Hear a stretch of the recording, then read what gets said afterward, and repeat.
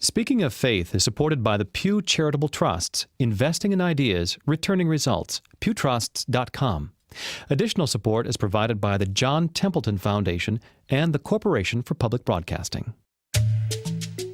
This is Speaking of Faith, conversation about belief, meaning, ethics, and ideas. I'm Krista Tippett.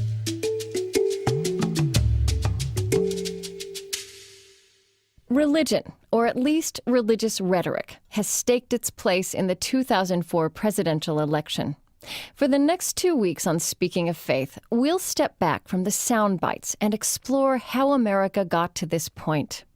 Next week, we'll present a conservative and a liberal view on what this election is telling us about the influence and substance of religion in American public life. Today, we'll look at the larger principle of the separation of church and state. Some worry that this principle is threatened by a culture that seems to expect mandatory religious pronouncements from political candidates. The voices of this hour revisit the history and meaning of separation in thought-provoking and at times unsettling ways. At the center of our history of church and state is a troublesome irony. As you'll hear in this program, what began as an attempt to guarantee religious tolerance in the New World has at various times been commandeered by the most chauvinistic movements America has known. In spite of this, religious liberty has survived as an American ideal, one which we continue to test. Nowadays, some believe religious voices have grown intrusive in our public life. Others suggest that the principle of separation has been taken to an extreme that diminishes the very liberty it was meant to protect. Presidential candidates may be making political currency out of religious faith, but in other sectors of American life, public expressions of faith remain suspect, if not actually illegal. This much is clear. Our modern conversation bears little resemblance to the social, political, and religious dynamic that led to the First Amendment. We tend to focus on court cases, often centering on questions such as religious displays in December, prayer in schools, and the Pledge of Allegiance. One nation, under God, indivisible, with liberty and justice for all. In this hour, we'll speak with people who are revisiting America's historic balancing act of religion and public life in novel ways. University of Chicago legal historian Philip Hamburger will describe his research into the surprising and largely forgotten origins of separation of church and state. American Indian educator Cheryl Crazy Bull speaks about the loss and reemergence of religious expression in tribal public life. Also, Charles Haynes, Director of Education Programs at the First Amendment Center. These are the 45 words we know as the First Amendment to the Constitution, which went into effect along with the rest of the Bill of Rights on December 15, 1791. Congress shall make no law respecting an establishment of religion, or prohibiting the free exercise thereof, or abridging the freedom of speech, or of the press, or of the right of the people peaceably to assemble and to petition the government for a redress of grievances. The First Amendment is the constitutional guarantee of religious liberty. Its phrasing is broad. In fact, nowhere do the words separation of church and state appear. And in the years since the amendment was drafted, Americans have encountered no small amount of tension between the amendment's two aims. On the one hand, avoiding officially sanctioned state religion. On the other hand, protecting religious freedom. In our time, the arena for the greatest conflict and the most litigation has arguably been the American public school system. My first guest, Charles Haynes, is a senior scholar at the First Amendment Center who helps schools include religious education while maintaining allegiance to the First Amendment. Before public schools became what he calls the religion-free zones of our age, they were dominated by the Protestant beliefs and teachings of the larger culture. And Charles Haynes believes that both of these approaches represent failed models. The first model, of course, is this kind of sacred public school. And in our early history, in the founding of public schools, it was the case that they were Protestant-dominated. And of course, most Americans were Protestant. So the tone and the values and even some of the exercises, religious exercises, were Protestant. That's actually why we have a strong Roman Catholic school system in this country. Right. Because that is so important to point out, right. Well, many Catholic parents could not in good conscience send their kids to what they perceived as Protestant schools. But that sacred public school model did not serve us as we entered the 20th century and we became more diverse religiously. The society became more secular. Yeah. And it fell apart. And that's really leads to the second model, which also emerges in the 20th century, where public schools become increasingly religion-free zones, where somehow people understood the First Amendment to mean, when it comes to religion, just leave it out, ignore it, and that somehow is the way we should resolve this difficult issue. And so by the time we get to these Supreme Court decisions, the curriculum really is devoid of religion. And then after those decisions, increasingly, administrators, textbook publishers are concerned and afraid to deal with religion. Okay, so I want you to tell me what you think the First Amendment is all about, and also answer the question for me, really, in terms of your passion. Again, why should religion be included in a public school education at all? Couldn't it be left to the home and places of worship and have this as a separate sphere? Why not? Well, I think that it's a widespread misunderstanding in the United States that somehow religion should be or is purely a private matter. For most religious people, that's impossible. Religion infuses their life. Right. It's part of what people do every day in politics, in school, everywhere. So I don't think that it can be purely a private matter or left at home.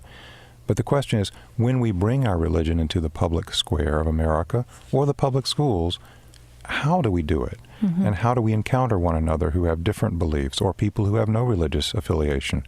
The solution is to find the civic ground rules and principles that allow people to express their faith, to live their faith in the public arena, but to do so without, first of all, using the government, the engine of government, to impose it on anyone else, and secondly, respecting the rights of others to be different, to choose in matters of faith, and practice their faith openly and freely. But still, I want you to tell me why that matters. No one really can be educated in the world today unless they understand something about religion or religions and the role of religion in our world and in our society.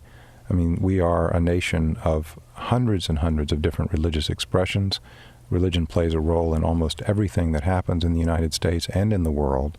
And for people not to understand that and learn about that is not only poor education, it's dangerous because it cuts us off from one another.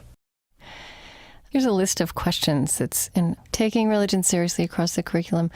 You said these are questions any thoughtful person might ask. What does justice require of me and of my country? When am I obligated to sacrifice my own good for that of someone else? What are the deepest sources of joy in my life? How did the world begin? What sense can we make of suffering and death? Is there a God, and how do I know any of this? That's a pretty compelling list of questions. Yes, I think these are the core human questions, and I think all students have these questions and should have them, and they should understand how they are answered in various ways. In other words, it's not the role of the government or the public schools to tell students how to answer all of these questions of meaning, but it is the role of the public school to educate students about how to ask these questions and how to understand how others have answered them through history and in today's world. First Amendment scholar and educator Charles Haynes.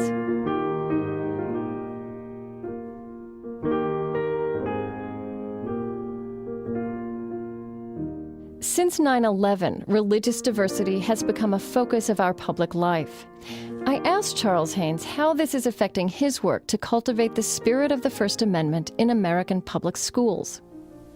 I think that 9/11 did bring to the surface a great many issues that Americans had really chosen to ignore for the most part. The country is exploding with religious diversity, and I don't think that really was on the agenda in public schools.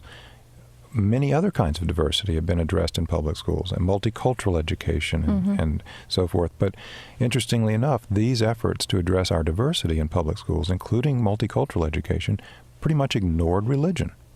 So after 9/11, I think many people in education and perhaps many other Americans, I think, understand better that we need to teach about these various traditions and experiences. We cannot live with each other in the United States, much less deal with the rest of the world, unless we address some of the most important issues in human life, which are, of course, religious commitments. Well, even, Maria Montessori believed that children have a sort of very strong religious intuition. You can imagine that if you expose them to that kind of education, it could also be a really powerful time for them to be opening up to others. But the most important part of the work that we try to encourage in schools is that the first step for them in dealing with religious issues is to have a civic framework within which they address these issues. What does that mean for a 6-year-old? I don't know. Well, it means everything. The first 16 words of the First Amendment, Congress shall make no law respecting an establishment of religion or prohibiting the free exercise thereof. Just in those 16 words, we have the most extraordinary, the boldest and most successful experiment in religious liberty the world has ever seen. And in those 16 words, although we may disagree on how to apply them and how much separation or how little, Americans generally have made a compact with one another that that's our commitment to living with deep differences. We will have no government establishment in religion, and we will protect the free exercise of people of all faiths and people who have no religious preference. So that's the framework and the ground rules. And these ground rules have to be explicit in a public school. We can't just take for granted that somehow we all know what that means. Historically and just practically in everyday life, it's easy for there to be a tension between the two component parts of those first 16 words, not establishing a religion and not denigrating religion, in your words. Well, the reason there's this apparent tension is because Americans have forgotten that these two principles of no establishment and free exercise are supposed to work together in service of one liberty, religious liberty, or freedom of conscience, more broadly, for every single human being. I think this public schools as laboratories for democracy is a wonderful idea, because I sense you coming out in your writing and speaking with you personally is, yes, this is fraught with problems and challenges and even dangers, but it's too important not to try, not to work to get it right. Yeah, that's right. Administrators and teachers often tell me, these are difficult issues. We could get sued. We're afraid to deal with religion. And my argument with them is, yes, it is risky to tackle these issues. There's no question. But the greater risk is not to do it. If we ignore these issues, if we create far greater problems for ourselves. First of all, it didn't work. Ignoring religion has led to innumerable lawsuits. It's also led to a flight from public education by many religious parents who feel that their public schools, fairly or unfairly, are hostile to their faith. So it doesn't work to ignore it.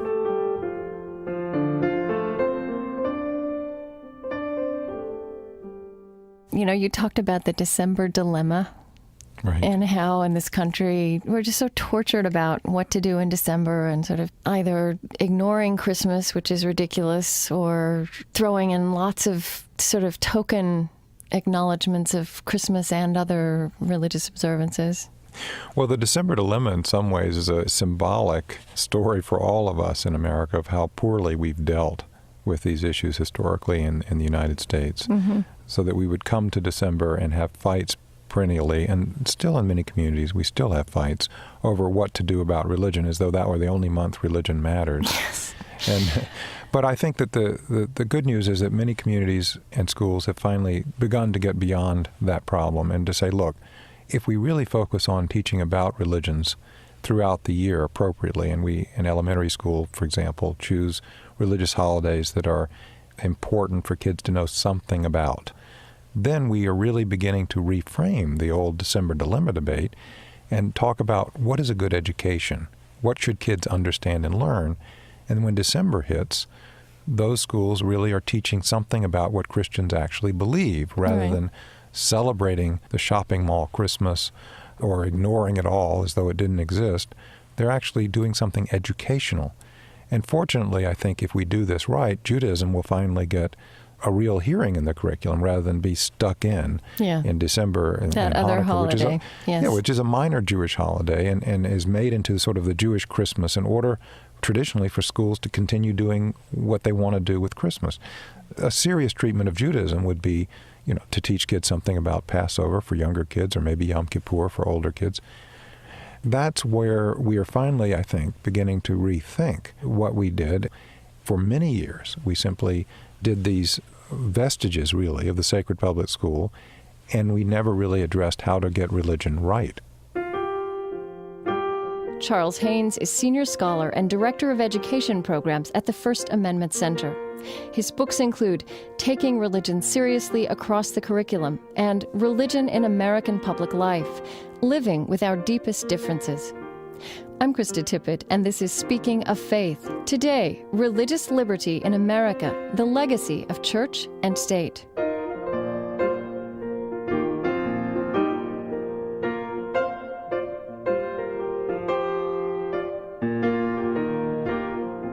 Most Americans understand separation of church and state as a core American value.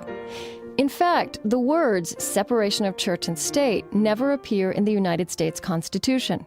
Their inclusion in the American lexicon was a gradual process and was only solidified in the 20th century. When my next guest, University of Chicago law professor Philip Hamburger, began to research his groundbreaking book entitled Separation of Church and State, he discovered a history many Americans have forgotten or never been taught, one that challenges some of our most basic modern assumptions. I got into this utterly by accident. It was really the last thing I had planned to do. One afternoon, I was just skimming through some 18th century sermons, which are a wonderful source of knowledge about 18th century culture and politics. And I kept on coming across some strange references to separation of religion and government, or separation sometimes of church and state. And that struck me as rather odd. And what was particularly strange was that these sermons were not advocating separation of church and state. They were actually accusing others of holding this pernicious view. As it turns out, in the earliest days of our country's history, to say that someone supported the separation of church and state was to make a slanderous accusation. So before we get back to Philip Hamburger, a little history is in order. The virtue we now call separation of church and state was not born of a passion to disentangle religion from public life, but to rid the country of officially sanctioned state churches. This movement was known as disestablishment. For example, the Anglican Church was the state or established church in Virginia, and the Congregationalists enjoyed that status in Massachusetts. These religious majorities received financial support from the state and wielded significant political power, including the power to enforce religious uniformity and punish dissenters. Dissenters were usually other Christian denominations, newer traditions like Baptists or Quakers. And even these dissenters did not want to remove religion from state affairs, but simply to increase their own power and influence. Thomas Jefferson is known in our day as the father of the separation of church and state. Jefferson was a free thinker in matters of religion who prided himself on his initiatives for religious liberty. Among his most famous contributions was his Virginia Statute for Religious Freedom, which in 1786 disestablished the Anglican Church in Virginia and prohibited harassment on the basis of religion. Then in 1802, as president, he wrote a now famous letter in response to a letter he had received from some Connecticut Baptists. To a committee of the Danbury Baptist Association in the state of Connecticut. Gentlemen, believing with you that religion is a matter which lies solely between man and his God, that he owes account to none other for his faith or his worship, that the legitimate powers of government reach actions only and not opinions. I contemplate with sovereign reverence that act of the whole American people which declared that their legislature should make no law respecting an establishment of religion, or prohibiting the free exercise thereof, thus building a wall of separation between church and state. I reciprocate your kind prayers for the protection and blessing of the common Father and Creator of man, and tender you for yourselves and your religious association assurances of my high respect and esteem. Signed, Thomas Jefferson, January 1st, 1802. It was not until a 1947 Supreme Court case that Jefferson's phrase, the wall of separation between church and state, was enshrined in American constitutional law. In its day, Jefferson's letter was largely ignored.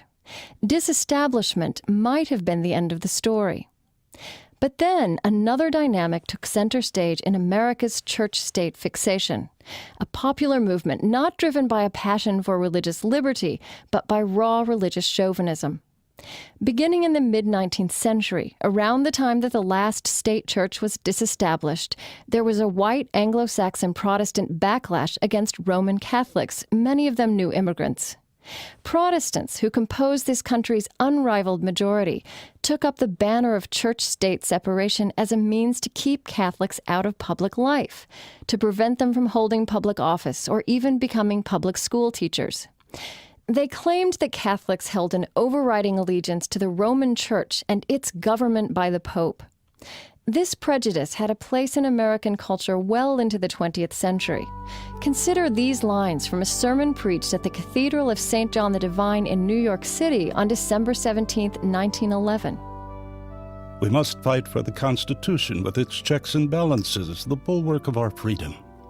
We must fight to keep church and state forever separated.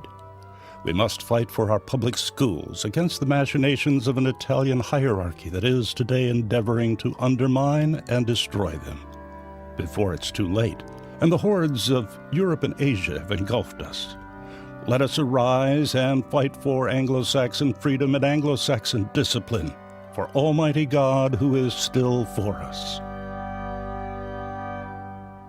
Here again is University of Chicago legal historian Philip Hamburger on his research into the separation of church and state. Oddly enough, it's through a popular slogan and, in fact, through rather prejudiced politics that this phrase becomes a constitutional principle. Okay, and there, in that part of the story, and now we're moving into the 19th century, right? Mm-hmm. You remind us, and Americans have such a short historical memory, of things we don't want to remember in our history, anti-Catholicism, which it's almost impossible to imagine to the degree that this existed. I mean, that in the 1830s, Catholic churches were burned down by Protestants. It is odd. It was a complete surprise to me, and I must say that this history has quite changed my view of the development of American law. I had tended to think of it as a general trend towards progress. I now have some doubts. Yes, in the 1840s, when large numbers of Catholics, particularly Irish Catholics, come to this country, they encounter a fair degree of prejudice from Protestants, not all Protestants, but certainly many. And in some cities, the Protestants organize into fraternal organizations, nativist organizations, in the sense that they viewed themselves as being native-born, unlike the foreign-born Catholics. And the nativists at times became so intense in their animosities that they end up burning down churches, and in some cities going so far as to engage in full-scale riots, destroying Catholic neighborhoods. In Philadelphia, at one point, the militia is so outnumbered that it actually loses to the mob, even though the militia has cannons, and ends up firing them outside the portals of churches. It's really quite impressive. These are Protestant mobs in the city of brotherly love. The anti-Catholic Protestants often turn to the phrase separation of church and state because for them it captured their vision of religious liberty, namely a freedom not only from government but perhaps also from the church. The Catholic Church? Yes, the Catholic Church. But so they didn't see their ecclesiastical structures as threatening? No, and that's one of the curious parts of the story, isn't it? Many Protestants assumed that they acted as individuals, whereas Catholics, they thought, were subservient to the Pope. You can see that at one and the same time, Americans a couple centuries ago, or even 150 years ago, they could have very strongly promoted separation of church and state. At the same time, had this absolute confidence that Christianity and faith were going to infuse people and institutions. So, quite. Right? Yes, and that's the benefit of being a member of a majority, isn't it? Yeah. If one enjoys a majority, one doesn't really have to worry about institutional ties or Christianity. If one's a member of minority, then it becomes a much more important, salient issue, doesn't it? University of Chicago law professor Philip Hamburger.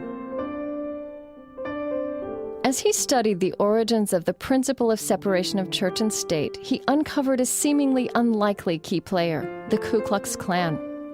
In the early 20th century, the Klan was one of the most prominent anti-Catholic pro-separation forces in America, In the 1920s, it boasted 5 million members across this country. This Ku Klux Klan oath of allegiance from that era is both racist and distinctly in favor of separation.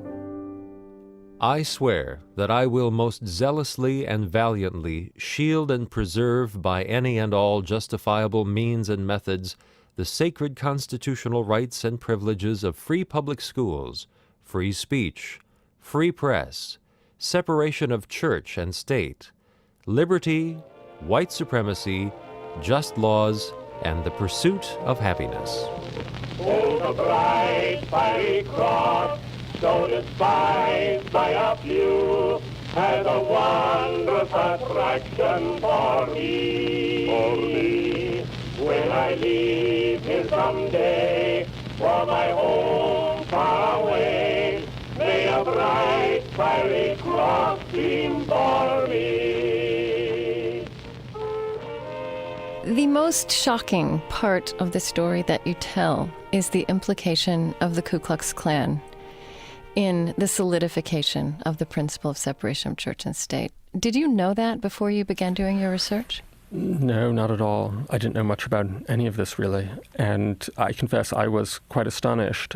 And yet, oddly enough, once one thinks about it, it makes perfectly good sense. In fact, there's nothing unusual about the Klan. It's just yet another nativist organization, which therefore abdicates nativist anti-Catholic perspective, including separation of church and state. But it is shocking because of the associations that we now have with the Klan. Can you remember the first time that you stumbled across this and started to realize that this was a factor? I actually do not recall that. The more I pursue it, of course, the creepier it is.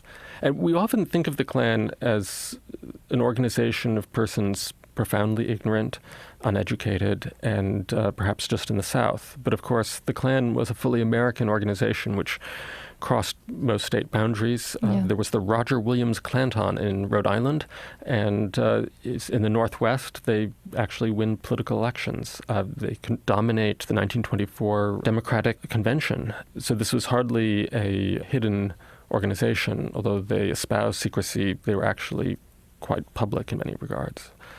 But of course, the Klan is a religious organization, and the way it combines Klan ritual and Christianity is really quite perverse but fascinating. And you have said that among their concerns and their values, nothing perhaps was more important than separation of church and state. Yes, which is not to say, of course, that many of them were not racists. On the other hand, many were actually less concerned with race than with religion. I guess I need to push this point. Why did they care so much? What was in it for them, the separation of church and state? Well, the cynical perspective would simply be that separation of church and state is a principle with which one can exclude Catholics from various jobs in government, including jobs as teachers in public schools. And certainly when the Klan becomes powerful in Birmingham, Alabama, as in cities across the nation, they try to get rid of Catholic teachers, and they vote out Catholic officials, and often will boycott Catholic businesses. However, I think that's too limited a perspective. It strikes me that most people are quite sincere and idealistic, even Klansmen and Klanswomen. And it just so happens their ideals were things like separation of church and state. Now, why does this appeal to them as an ideal? Viewing themselves as Protestants and Americans, as individuals who are uninhibited by anything but loyalty to government and to God, they feared ecclesiastical organizations as a potential threat to their own mental liberty. You mentioned Hugo Black, who became an Associate Justice of the Supreme Court, who was a Klansman, and who, in fact, wrote the opinion for the majority in 1947 in the New Jersey case, which, as you say, finally... Yes, in 1947, in the case Everson v. Board of Education, Hugo Black wrote for the court that the First Amendment created a separation of church and state. And that was the first time that the Supreme Court had made separation of church and state the measure of its Establishment Clause jurisprudence. It had alluded to the phrase earlier, but in 1947, in Hugo Black's opinion, it becomes the standard for the Establishment Clause in the United States. So it's really very recently that it is this constitutional right, the way we understand it now. Yes, and in some ways the history of separation of church and state illustrates how an idea that once was held by just a few Americans then becomes popular through rather intense prejudices and being celebrated as an American ideal. Many other Americans, some of whom are not necessarily prejudiced, but simply want to be fully American and have American ideals, end up attaching themselves to this phrase on the assumption that it is an American constitutional right. And then justices of the Supreme Court, having been brought up in a culture in which anti-Catholicism and, above all, separationism are celebrated as American ideals, end up adopting the phrase as part of their constitutional jurisprudence. In a curious way, it's an illustration of the living Constitution, but not necessarily at its best. And it raises very awkward questions about how a court can adopt phrases as constitutional standards that are not in the Constitution.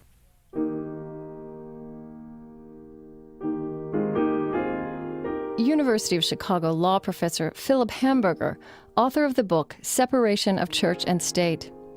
After a short break, we'll hear more from him.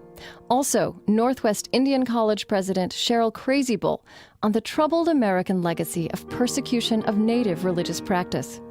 I'm Krista Tippett. Stay with us. Audio cassettes and transcripts are available by calling 1-800-777-TECH. As a set of unrealistic expectations about purity and transcendence, what's happened in this country, perhaps, is that the intensity of feeling that once was apparent so much in religion becomes, over the course of American history, refocused on this world and therefore on government and on individuals. And whether it's more dangerous to have unrealistic aspirations that are focused on the next world or on this world, I confess is not altogether clear to me. But there may be dangers either way. I think that in our popular imagination, we think that it is perhaps non-religious people or maybe secular impulses that work to preserve this principle. The story that I want to tell is how separation of church and state becomes a constitutional principle in this country. And that story is not merely a story about atheism or about the ACLU, about secular demands for separation of church and state. In fact, separation of church and state becomes a popular constitutional ideal through the efforts of Protestants seeking separation against the Catholic Church. And so it's only really been in the 20th century, especially since the mid-20th century, that the secularist perspective actually has the political clout that we now perceive it to have. Mm-hmm. You also note the danger, let's say in our time there is something of a backlash against the separation of church and state, or the way it's been imposed among religious people, perhaps the same kinds of people who had been fighting for it a couple hundred years ago. And they experience it in some ways to diminish their religious liberty. And you do also acknowledge that that is a danger of interpreting this too narrowly. Yeah, I think many Protestants, when seeking separation of church and state, didn't fully anticipate what would happen. They thought that they were going to get a Protestant separation of church and state, a separation of church and state that would separate the Catholic Church, but not Protestants from government. And after 1948, and especially after the early 1960s, many Protestants who had previously supported separation of church and state begin to reconsider their position and realize that perhaps they hadn't thought this through as carefully as perhaps they should have. Well, they couldn't have understood how our culture would change. Yeah, perhaps they should have, though.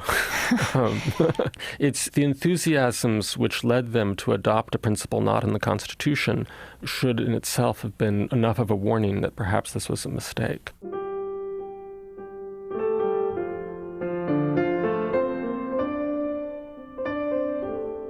Do you, with the perspective you now have, and really as a historian, believe that there has been a loss, let's say, to our public life, or that problems are posed with the way this principle has come down and evolved and is now imposed? Well, there are a number of problems. First, it leads to some discomfort amongst religious individuals and organizations about participating in public life as religious individuals, because, of course, they're afraid that they'll be accused of violating the separation of church and state. And, in fact, many religious individuals believing separation is the constitutional principle are afraid lest by participating as Christians in public life, they will end up violating their own sense of what the Constitution requires. And it leads to an odd chilling effect, an odd sort of self-censorship, and sometimes, of course, a fair amount of public opprobrium. Now, whether one ought to bring one's religion into public discussion is an altogether different issue, but that one has a right to do so surely is the case. Mm-hmm. On the other side, it seems to me that it also affects the actions of government, because, of course, government distributes a fair amount of money to groups, some of which have more or less religious points of view. And separation of church and state is a principle that would require the government essentially to discriminate against religious groups, and what's more, to inquire into the religion of recipients, which is, of course, precisely the sort of discrimination and entanglement that many advocates of separation of church and state say that they do not want. Mm-hmm. So in fact, the principle of separation of church and state has profound effects both on individuals who are religious and groups that are religious in the way that they participate in public life, and of course on the government and the way it interacts with citizens who in effect might be deprived of their rights under law simply on account of their religious beliefs, which is in fact the last thing that Jefferson, at least when writing in the 18th century, had wanted. Philip Hamburger is John P. Wilson Professor of Law at the University of Chicago. I'm Krista Tippett, and this is Speaking of Faith. Today, we're exploring uncommon approaches to the history and meaning of religious liberty in this country.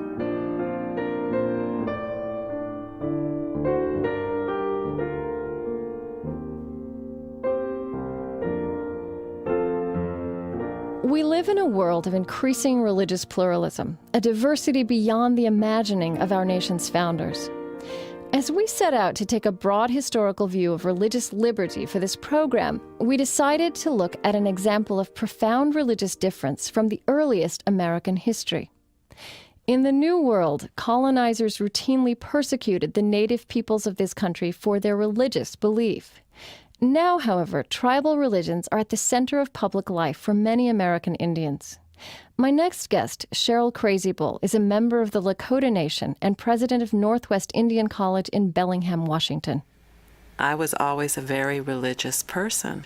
When I was a young girl, I was the kind of person who got up on my own on Sunday morning and went to church.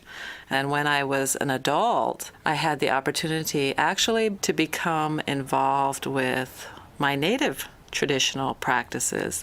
So I sort of feel that I'm both a person who's involved with mostly my native traditional practices, but I still have some Christianity. Faith and religion run throughout Cheryl Crazy Bull's sense of calling as an educator, and she says they are at the center of public tribal life.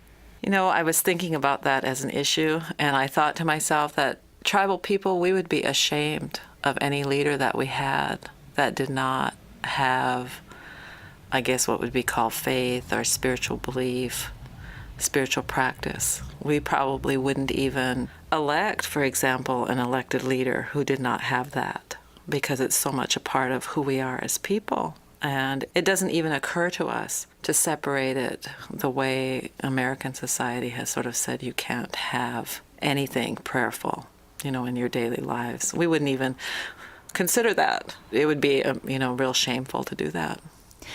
Tell me some of the ways that turns up that might strike someone who walked into the way you live. Ways in which spiritual practice or spiritual ideas are part and parcel of public life. I think that tribal leaders look a lot to the guidance of spiritual leaders and elders to give them advice on decisions or issues that come up in their communities. I think that's one way. I think that if you attend any kind of Native function or if you work in a Native organization, there's a lot of prayerful experiences, or there might be music, there might be drumming, there could be other kinds of ceremonial things that are just part of your normal daily life, and people don't really think anything of it. On the one hand, you're painting a picture of communities in which the public leaders are expected to have spiritual lives and spiritual integrity, and that works. Well, I guess I don't want to give the impression that there isn't tension present. I remember several years ago having this experience of going to a reburial of some bones that had been found during a construction activity on my reservation, and a medicine man was invited. And so we had the ceremony where he did the reburial, and then when he was done, a man who was involved with one of the evangelical churches got up and started preaching and praying. And I remember being offended that here he was, a person doing this, when in fact the bones that we had just buried were from ancestors who would have had no inkling probably of what Christianity even was. So it's not like it's perfect. There's not an intolerance of that person getting up and praying. Nobody went up to him and got mad and said, don't do that anymore. People just stood there and accepted it, and when it was over, it was over. And how does this function? You are now the president of a college. And I'd be curious about how this functions in the life of an educational institution, which, as I understand it, is also a really core part of the larger community, tribal community. Well, it's certainly part of the everyday life here. And when I was hired, although people didn't come out and directly ask me questions, about my beliefs, I know that those came out in the conversation, and that was part of their comfort level with me. Right. You didn't try to suppress that as part of who you were. Because that's who I am. You're listening to a conversation with Northwest Indian College President Cheryl Crazy Bull.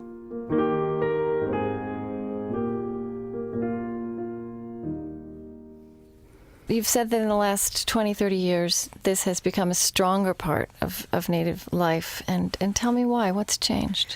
Well, tribal people have attributed it to that sort of rise in the civil rights movement, that there was a reclaiming of Native rights since, I suppose, the mid-'60s. There was an Indian Religious Freedom Act passed. There were changes to Indian governance and education laws in Congress that sort of gave tribes the opportunity to run their own institutions, operate their own programs. And I think along with that then was this revitalization in tribal identity, cultural identity. And that, of course, naturally took along with it religious beliefs. I shouldn't say beliefs, but it brought out the opportunity for people to reclaim religious practices that perhaps had not been out in the public as much. And many tribal people will, across the country, and all the meetings, different conferences, things that I've attended, people often talk about those in their tribes who sort of kept their religions intact, and in many instances actually sort of hid them from the government or hid them from the churches, and so that they wouldn't get lost and get taken away. And I even see up here among the Coast Salish peoples, I last week attended a meeting at one of the tribes where they brought out a song that they had not had in years, that somebody had, and came and shared with them that it was one of their tribal songs, a Nooksack River song. And so they actually, brought that song back out because somebody had kept it. So you get to see those kinds of things happen. And there's a lot of that kind of religious sort of revitalization going on. It's just so interesting because it might sound counterintuitive. I think the way Americans have came to think in the last century anyway is that when you get more rights and more freedom, that religion sort of assumes its rightful place somewhere on the sidelines, maybe. And what you're describing is exactly the opposite. Oh, yeah, I think it just released it, like liberated your practice, that it became something that was acceptable and present, and institutions could no longer tell you no. I mean, there actually is so much evidence that Native religious practices were literally banned by the federal government, by the churches. Churches issued statements, saying that you couldn't do certain kinds of religious things. And people at my reservation told stories of, hiding their religious practices from the priests. And I think Native people sort of feel like, yeah, we have every right to just sort of bring this out in the open and have it be who we are, because for so long we didn't get to. And people, literally got killed for their religious beliefs. And, that is so antithetical to the spirit of even the core values that gave rise to separation of church and state. I mean, it was really all about religious liberty. Yeah, isn't it interesting? Yes. Yeah, I think that's so interesting, but yeah. And sad. Yeah, it is sad because it's really created that climate of intolerance. Personally, I don't agree with a lot of the policy and the work of President Bush, but I would be the first to say that he has every right to be guided by his faith. I admire his willingness to have that be part of who he is as a human being.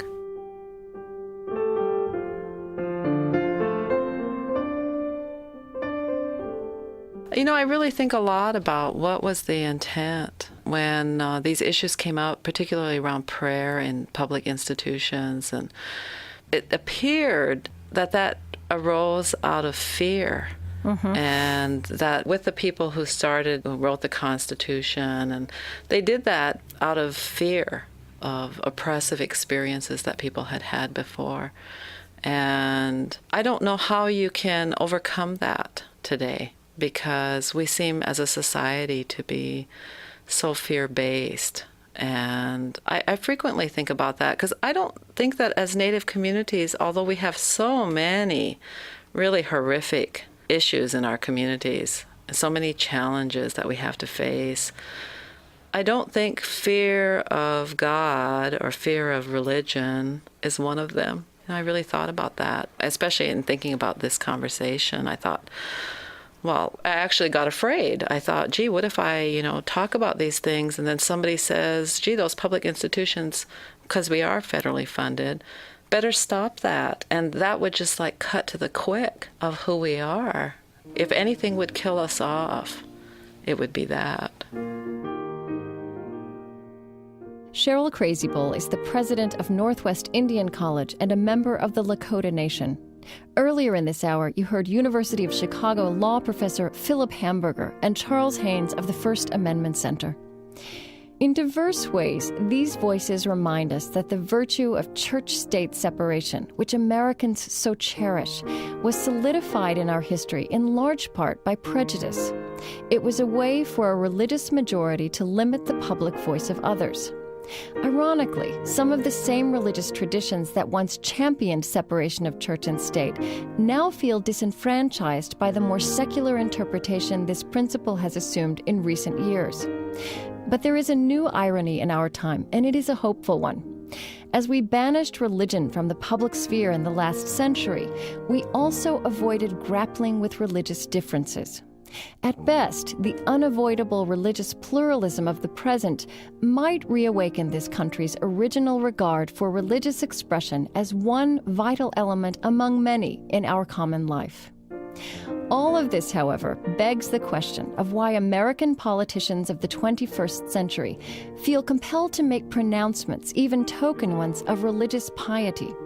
Next week, we'll explore a liberal and a conservative view on what has happened in the last few decades in our political life in particular. What do the ways in which religion is infusing the 2004 election reveal about the current role of religion in American public life? We'd love to hear your reflections on this program and on the subject of church-state separation. Please write to us at mail@speakingoffaith.org. You can also contact us and submit reflections through our website, speakingoffaith.org. While you're there, you'll find book and music lists, relevant links, and complete audio of this program, as well as our previous programs. You can also call Minnesota Public Radio at 1-800-228-7123.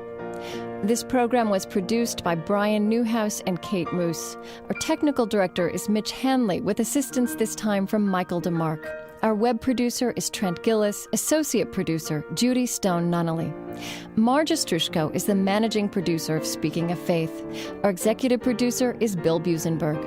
And I'm Krista Tippett. Please join us again next week for Religion and Politics, a look at religious rhetoric and ideas in the 2004 presidential race. Speaking of Faith is supported by the Corporation for Public Broadcasting. Additional support is provided by the Pew Charitable Trusts, sponsoring the Pew Forum on Religion and Public Life to explore how religion shapes ideas and institutions. pewforum.org. The George Family Foundation, funding innovative ideas in integrative medicine, education, and spirituality in everyday life. And the John Templeton Foundation, exploring the creative interface between science and religion.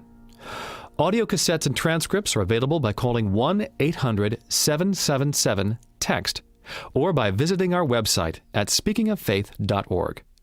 This program is a production of Minnesota Public Radio and distributed by Public Radio International. PRI, Public Radio International.